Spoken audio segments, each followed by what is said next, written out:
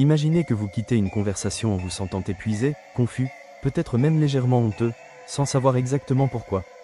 Vous rejouez la scène dans votre tête. Les mots semblaient normaux, le ton semblait calme, et pourtant quelque chose vous ronge de l'intérieur, comme une écharde que vous ne parvenez pas à localiser. Ce sentiment que vous avez connu, ce malaise sourd et inexplicable, il a un nom. Il a une mécanique, et quelqu'un, consciemment ou non, l'a activé sur vous. La manipulation n'arrive pas toujours avec un masque.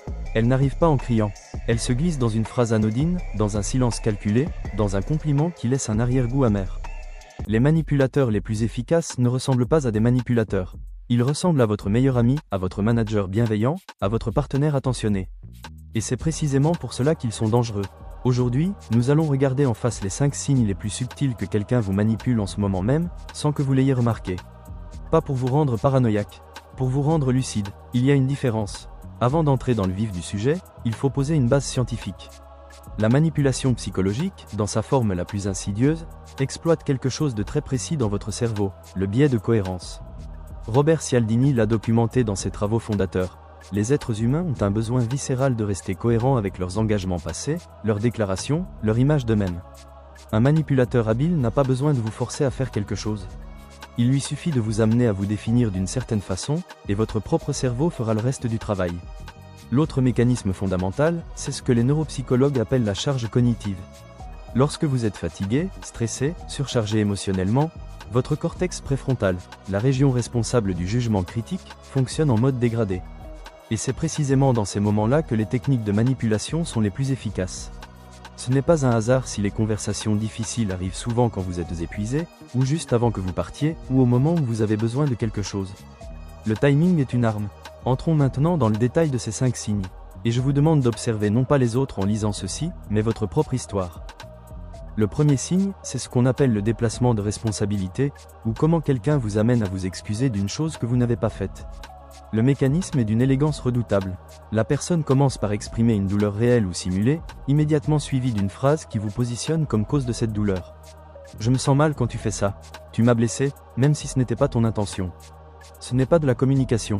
C'est une redirection. Votre cerveau, câblé pour l'empathie, accepte automatiquement la culpabilité parce que l'alternative, que cette personne fabrique une émotion pour vous contrôler, est cognitivement insupportable.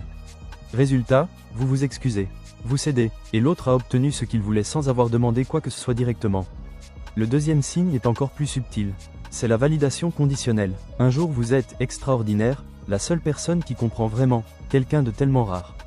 Le lendemain, pour une raison floue, vous sentez un froid imperceptible, une légère distance, un enthousiasme moins marqué. Vous n'avez rien fait de concret, et pourtant votre cerveau enregistre cette perte de chaleur comme une alarme. Il cherche instinctivement à retrouver ce statut. Il s'adapte, se plie, essaie de plaire. Cette alternance entre chaleur et distance n'est pas une humeur. C'est un levier, et vous courez inconsciemment sur cette roue depuis le début. Le troisième signe, c'est la minimisation systématique de votre réalité. Vous exprimez quelque chose, une inquiétude, une frustration, une limite. Et la réponse qui vient est « tu interprètes mal, tu es trop sensible, tu dramatises toujours ». Cette technique porte un nom clinique, le gaslighting. Elle ne vise pas à résoudre un conflit. Elle vise à vous déconnecter de votre propre perception. Quand on répète assez longtemps à quelqu'un que ses sens le trompent, cette personne finit par demander la permission de ressentir. Elle valide ses émotions à travers le regard de l'autre avant de leur accorder de l'existence. C'est l'une des formes de manipulation les plus destructrices qui soit, et l'une des plus difficiles à détecter de l'intérieur. Le quatrième signe concerne l'urgence artificielle. La manipulation a besoin de vous empêcher de réfléchir. Elle a besoin que vous décidiez maintenant, que vous répondiez tout de suite, que vous tranchiez avant d'avoir eu le temps de consulter quelqu'un ou de dormir dessus. J'ai besoin de savoir ce soir. Si tu ne confirmes pas maintenant, l'opportunité disparaît. Je ne peux pas attendre. Cette compression du temps est intentionnelle. Elle contourne votre capacité d'analyse et active à la place votre peur du regret, votre peur de la perte. La décision prise dans l'urgence est rarement une décision libre. Le cinquième signe, enfin, c'est l'isolement doux. Ça ne ressemble pas à de l'isolement au début. Ça ressemble à de l'attention. Tu mérites mieux que ces gens-là. Je suis la seule personne qui te comprend vraiment. Tes amis ne te voient pas comme je te vois. Ces phrases ne vous coupent pas violemment de vos proches. Elles instillent un doute. Elles vous amènent à réévaluer vos autres relations à travers le prisme de celles-ci. Et progressivement, sans que vous vous en rendiez compte, vous devenez dépendant d'une seule source de validation, d'une seule vision de vous-même. C'est le sol fertile de toutes les emprises émotionnelles. Laissez-moi vous ancrer ces 5 signes dans des scènes du quotidien. Au bureau, votre manager vous félicite publiquement pour votre travail. Puis en aparté, d'une voix douce, mentionne quelque chose que vous auriez pu mieux gérer. La louange publique vous a ouvert. Le reproche privé entre plus profondément qu'il ne l'aurait fait autrement. C'est le signe 2 et le signe 1, combinés. Dans une relation de couple, votre partenaire vous dit que vous réagissez toujours comme ça, que ça devient fatigant, chaque fois que vous exprimez un besoin émotionnel. Vous finissez par ne plus exprimer vos besoins. Ce silence-là, vous l'avez choisi, mais la personne en face l'a cultivé. C'est le signe 3. Dans une situation commerciale, un vendeur vous informe qu'il ne reste qu'une place, et qu'il a quelqu'un d'autre intéressé.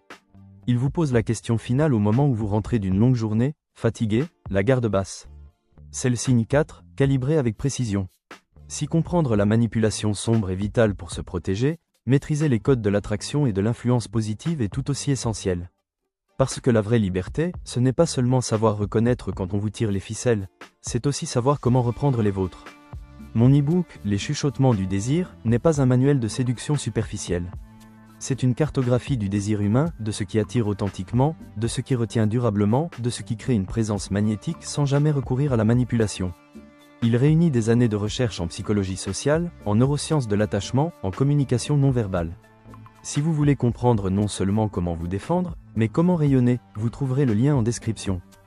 Maintenant, parlons protection. Connaître le mécanisme, c'est déjà 70% du travail. Voici les contre-mesures concrètes. Face au déplacement de responsabilité, posez-vous une question simple avant de vous excuser. Est-ce que j'ai réellement causé un tort objectif, ou est-ce que je réagis à une émotion exprimée ? Il y a une différence entre empathie et responsabilité injectée. Face à la validation conditionnelle, observez la régularité. Est-ce que la chaleur de cette personne est stable, ou est-ce qu'elle fluctue selon que vous vous conformez à ses attentes ? La stabilité émotionnelle d'une relation est un indicateur de santé bien plus fiable que son intensité. Face au gaslighting, tenez un journal. Pas pour devenir obsessionnel, pour garder un accès à votre propre version des faits. La mémoire est malléable, l'écriture ne l'est pas. Face à l'urgence artificielle, apprenez la phrase la plus libératrice qui existe. Je vais y réfléchir et te revenir. Toute demande légitime peut attendre quelques heures. Celles qui ne le peuvent pas méritent d'être questionnées. Et face à l'isolement doux, cultivez délibérément vos autres liens. Non par méfiance systématique, mais parce qu'une vie émotionnellement saine repose sur plusieurs points d'ancrage, jamais sur un seul. La manipulation prospère dans l'obscurité, dans les angles morts de votre conscience. Ce que vous venez de regarder en face aujourd'hui, elle ne peut plus l'utiliser aussi facilement. La lumière que vous projetez sur un mécanisme le désactive. C'est votre armure la plus efficace.